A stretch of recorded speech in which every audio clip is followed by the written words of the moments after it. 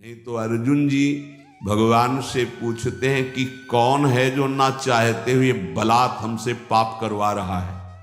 हम चाहते नहीं हैं कि पाप हो, पर प्रभु ये बलात् पाप कौन करवा रहा है। प्रायः सबका ये प्रश्न रहता है जो अर्जुन जी प्रश्न करते हैं, अथ केन प्रयुक्तोयम पापम चरति पुरुषः अनिच्छन्नपि वार्ष्णे बलादिव नियोजितः। हे वार्ष्णे, ये ना चाहते हुए भी जबरदस्ती जैसे कोई कर्म हमसे पाप कर्म करा ले, ये कौन कराता है। हम तो नहीं चाहते पर कराता कौन है। तो बोले विचार नहीं कर पाए इसलिए ऐसा प्रश्न होता है। बिना चाहत के कोई पाप करा ले ऐसा सृष्टि में कोई विधान ही नहीं है। हम पाप तो नहीं करना चाहते पर जिससे पाप होता है वो चाहते हैं। क्या? सुख भोग। कहां से? पर स्त्री, पर धन, नाना प्रकार के आचरण जो पाप आचरण हैं उनसे सुख चाहते, पाप नहीं करना चाहते पर हम सुख भोगना चाहते हैं, सुख संग्रह करना चाहते हैं, इसी से पाप होते हैं। श्री भगवान से कह रहे हैं केन प्रयुक्तोयम पापम चरति, किससे प्रेरित होकर पाप करता है। तो बोले संसार में सुख भोगने की चाहत ही पाप कराती है। देख लो इसको, जितनी भी जेल भरी है सुख भोगने की चाहत से, जितने भी नरकगामी होते सुख भोगने की चाहत से। ये सुख भोगने की चाहत, इस शरीर से सुख भोगा मिला तो है नहीं क्योंकि है नहीं वहां। इस शरीर को भोग लें, इस शरीर को, इस शरीर, इस वस्तु को, इस व्यक्ति को, इस स्थान को भटकता पूरा जीवन पापाचरण करते। मैं नहीं चाहता पाप करना, मानते हैं, लेकिन पाप का मूल जो संसार से सुख भोगने की लालसा, उसी से पाप होता है। भगवान उत्तर दे रहे हैं ये बड़ा भारी दुश्मन है, इसको कोई जल्दी परास्त नहीं कर पाता। ब्रह्मचर्य, गृहस्थ, वानप्रस्थ, सन्यास तभी सार्थक है जब इस दुश्मन को हरा दे, नहीं तो सब मिटिया मेट कर देता है। चाहे वैष्णव हो, चाहे ब्रह्मचारी हो, चाहे गृहस्थ हो, चाहे वानप्रस्थ हो, चाहे सन्यासी हो, एक ताल में सबको ठोक कर परास्त करने की ताकत रखने वाला ये विद्येन मिह वैरिणम, ये सबसे बड़ा दुश्मन है। क्या? बोले काम, एष क्रोध, एष रजो गुण समुद्भवः। ये रजोगुण से उद्भवः प्रकट होता है। क्या? बोले काम, और काम से प्रकट होता है क्रोध, और इन्हीं से सारे पाप होते हैं। रजोगुण कहते हैं राग को,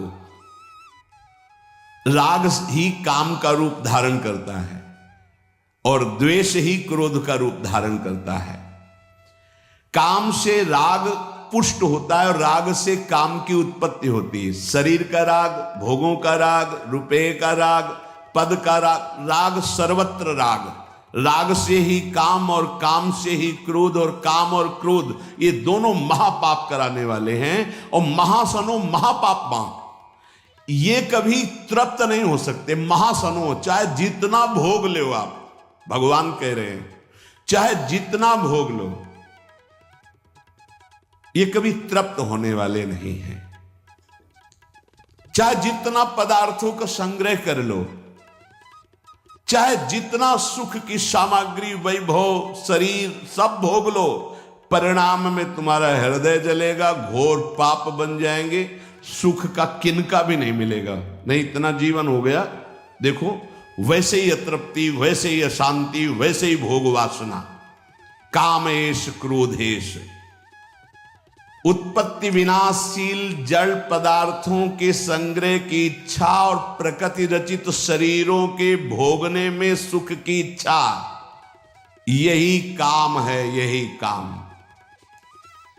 ये पाप कर्म का मूल है।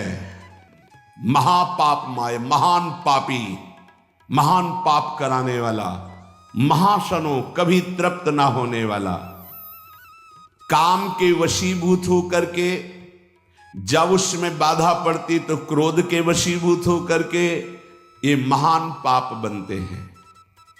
कभी दोनों से अलग अलग, कभी दोनों साथ मिलकर जीव को नष्ट किए हुए हैं पाप कर्म कराने में। 100-200 रुपया के लेन देन में झगड़ा हो गया, मार डाला। थोड़ी इंच 2 इंच जमीन के बंटवारे में मार डाला। क्रोध, कामना, वासना, उत्पत्ति विनाशील पदार्थों के भोगने से कभी तृप्ति नहीं हो सकती। इसमें बहुत सुंदर वर्णन किया कि आप नाचेन्द्रियाणाम भोगाभ्यासेन वै तृष्णम कर्तुम शक्यम कस्मात् यतो भोगाभ्यासान मनु विवर्धन्ते रागाः कौशलम चेन्द्रियाणाम तस्मादनुपायः सुखस्य भोगाभ्यासा सा खलवयम वृश्चिक विषभीत इवासी विषेण दष्टो यह सुखार्थी विषयानुवासितो महति दुख पंके निमग्नो इति। जब मनुष्य के हृदय में भोग वासना जागृत होती है तो प्रथम नहीं होती, बहुत जन्मों की वो है, अभ्यास उसका है। भोगाभ्यास के स्कूल कहीं नहीं है, शिक्षण प्रशिक्षण इसका नहीं होता। भोगाभ्यास पूर्व से, जैसे रसेंद्री का भोग, तो बच्चा पैदा हुआ, किसी ने शिक्षा नहीं दी, मां का वक्षा स्थल स्तन लगाया गया, पीना शुरू कर दिया। दूध की बोतल लगाई गई, किसने सिखाया है? भोगाभ्यास उसका पूर्व से दृढ़ है। वो शरीर नया पाया है लेकिन पुराना है, वो पुरातन है, वो जीव भगवान का अंश सनातन। अब जैसे जैसे यौवन अवस्था का उन्मेष होता है, सब भोग भोगने की प्रबल कामना जागृत होती है।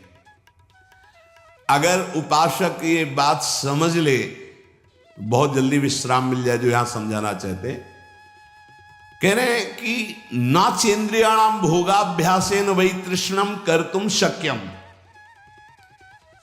हमारे अंदर जो एक इच्छा जागृत होती है कि मैं भोग लूं तो शांति मिल जाएगी, सबके अंदर है। जिस जिस भोग को मन सामने रखता है, लगता है पैसा देके जबरदस्ती कुछ भी हो, इसको मैं भोग लूं तो मैं सुखी हो जाऊंगा, शांत हो जाऊंगा, तृप्त हो जाऊंगा। या कह रहे गलत सलाह दे रही, बुद्धि भ्रष्ट है इसलिए गलत सलाह दे रही। नाचेन्द्रियाणाम भोगाभ्यासेन वै तृष्णम कर्तुम शक्यम। ये इंद्रियों का भोग कभी तुम्हारी तृष्णा को शांति प्रदान कर ही नहीं सकता। अगर धर्म पूर्वक काम का भोग किया जाए तो वैराग्य दृढ़ हो जाएगा। इसीलिए धर्म की मर्यादा के अंतर्गत भोग को, काम को भगवान ने अपना स्वरूप कहा है विभूतियों में। धर्म पूर्वक काम का सेवन सृष्टि संचालन के लिए धर्म पूर्वक, शास्त्र मर्यादा के अनुसार। ये जो आज चल रहा है ना, ये पहले कभी नहीं था। बड़ी मर्यादा है, जिसका उपहास किया जाता है ना मर्यादाओं का, उन्हीं मर्यादाओं में सुरक्षित थे। पूर्व की मर्यादाओं को, धर्म मर्यादाओं को, शास्त्र मर्यादाओं को आज के बच्चे उपहास करते हैं। ए पुराने जमाने के, ऐसे कहके, ए पुरानी बातों को रखने वाले। नहीं नहीं, आपका जीवन बड़ा नवीन, उत्तम और स्मृतिवान, राष्ट्र सेवक, भगवत भक्त और महान उन्नति के लायक आप हो जाएंगे यदि आप पुरानी बात को समझेंगे। पुरानी माने पुरातन, पुरातन माने सनातन, सनातन माने समस्त शास्त्र सम्मत बात। नवीन नवीन बच्चे नवीन नवीन अवस्था में जब ये अभ्यास, पूर्वाभ्यास भोगों का जागृत होता है तो ये हमको शिक्षा देता है अंदर से गलत। अगर भोग लूं तो शांति मिल जाएगी, भोग लूं तो प्रसन्नता मिल जाएगी, सुख मिल जाएगा। शास्त्र कहता है न चेन्द्रियाणाम भोगाभ्यासेन वै तृष्णम कर्तुम शक्यम। आज आदर्श शास्त्र नहीं रखे जा रहे, आदर्श ब्रह्म ऋषि नहीं है, आज आदर्श विदेशी सिद्धांत है। भोगाभ्यास, विलासिता, मनमानी आचरण। नहीं नहीं भाई, ये गंगा यमुना का परम पावन, भगवद अवतारों से परम पवित्र भारत देश है। यहां धर्म प्रधान और मोक्ष पदवी प्राप्त करना केवल इसी क्षेत्र में है और नहीं है। ध्यान रखना, ये भारत भूमि का विधान केवल है, अन्यत्र तो भोगाभ्यास है, यहां योगाभ्यास है। अंदर अपनी इंद्रियों का दमन करके, मन का दमन करके परमात्मा आनंद में मगन होने वाला ये भूमि यहां की शिक्षा देती है। यहां के ब्रह्म ऋषियों की ये शिक्षा है। ये भ्रम हटा दीजिए, ये महाबैरी महापापी कभी ना घाने वाला काम हमारी बुद्धि को भ्रष्ट करके प्रेरणा देता है। इसे भोग लूं, ये सुंदर है, इसे भोग लूं, ये वस्तु भोग लूं, ये व्यक्ति भोग लूं। भोग लो, कितनी बार मर चुके हो भोग भोग के, इस बार भी मर जाओगे, कुछ हाथ नहीं लगने वाला। देख लो, अनंत बार भोग चुके, अनंत बार क्या क्या नहीं बने होंगे, क्या क्या नहीं भोगे होंगे। इसी जन्म में देख लो क्या क्या नहीं भोग रहे हो, क्या क्या नहीं भोग लिया, क्या है आपके पास। शास्त्र की आज्ञा मानोगे तो सुखी, शांत और महान बन जाओगे। ना चेन्द्रियाणाम भोगाभ्यासेन वै तृष्णम कर्तुम शक्यम, नहीं सामर्थ्य है इंद्रियों की कि तुम्हें भोग में वो शांति प्रदान कर दे, नहीं है। त्यागाच्छांतरनंतरम, अधर्म पूर्वक भोगा हुआ भोग तृष्णा को बढ़ाकर नरकगामी बना देता है। अशांत चित्त, घोर दुखमय जीवन। क्या समझते हो, तुम्हारा अविनाशी शरीर है, कर लो मनमानी। अभी गांठ दर्द, कमर दर्द, आंखों से दिखना कम, चक्कर आ, न जाने कितनी कमियां पैदा हो जाएंगी। गृहस्थी लायक नहीं रहोगे, संसार की सेवा लायक नहीं रहोगे। करो भोगाभ्यास, करो मनमानी आचरण, तो खुद देख लो तुम्हारा स्वभाव क्या होता है, तुम्हारा प्रभाव क्या होता है उस कर्म का, आगे खुद देख लीजिएगा। अब सावधानी की बात कर रहे हैं। यतो भोगाभ्यास मनु विवर्धन्ते रागाहा कौशलम चेन्द्रियाणाम। अब जैसे जैसे वो भोग भोगने में युक्त होता है तो उसकी इंद्रियां भोगाभ्यास के कला कौशल से प्रवीण होती हैं। शास्त्र है, यतो भोगाभ्यास मनु विवर्धन्ते रागाहा कौशलम चेन्द्रियाणाम। ऐसे भोगा, वैसे भोगेंगे, ऐसे भोगेंगे, ऐसे भोगेंगे, ऐसे सुखी हो जाएंगे। वहां चल के